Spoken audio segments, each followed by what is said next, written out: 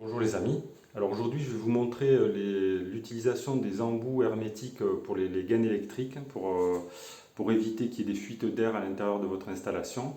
Donc je vais vous montrer de quoi il s'agit, comment ça s'installe, vous allez voir c'est pas trop compliqué.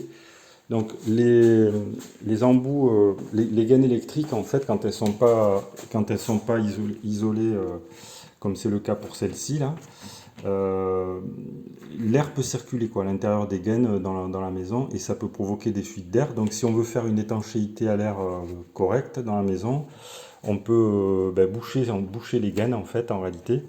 Et pour ce faire, on peut utiliser des petits embouts que vous voyez ici.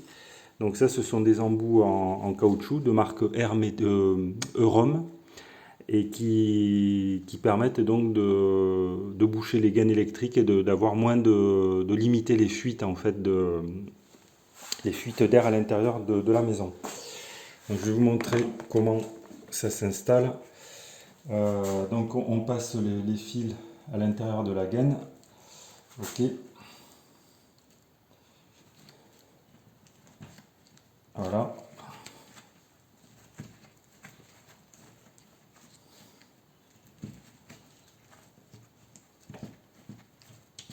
Voilà, comme ceci. Ensuite, on pousse le bouchon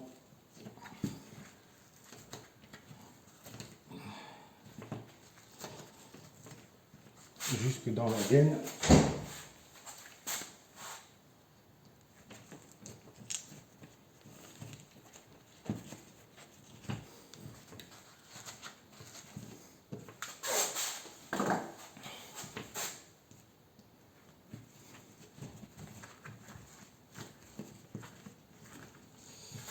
Voilà.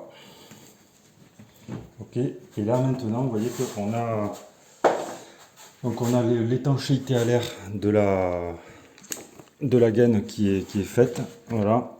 Vous voyez que l'air ne peut plus circuler. Et il n'y a plus qu'à monter la prise là après avoir installé ces bouchons pour l'étanchéité à l'air.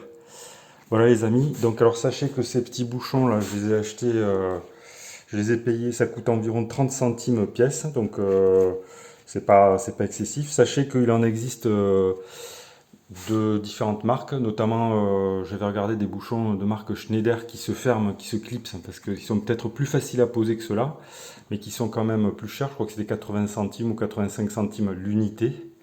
Et donc j'ai pris ces bouchons-là qui sont de marque Eurom. Et donc alors là, vous voyez que c'est du diamètre 16, mais il en existe aussi pour le diamètre 20.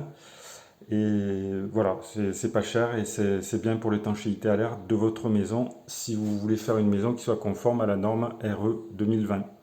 Voilà les amis, donc si vous avez des questions, des remarques ou des commentaires, vous pouvez les faire dans le fil de discussion sous la vidéo.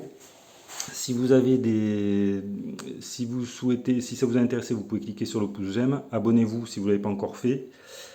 Je vous remercie pour votre attention et je vous dis à bientôt pour de nouvelles vidéos.